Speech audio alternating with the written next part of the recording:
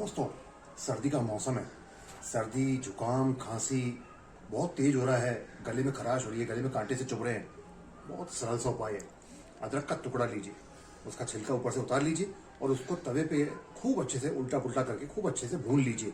जब अच्छे से भुन जाए, उसके ऊपर चारों तरफ हल्दी पाउडर से लेप लगा दीजिए। चारों तरफ से उसको हल्दी का लेप लगाइए और उसको दिन में 3 बार, 4 बार, 5 बार उसको खूब अच्छे से उसको चबाइए। उसको आपका सर्दी जुकाम एकदम रफू चक्कर हो जाएगा। ये वीडियो कैसा लगा? लाइक, सब्सक्राइब और शेयर करना बिल्कुल मत भूलिएगा। Thank you so much.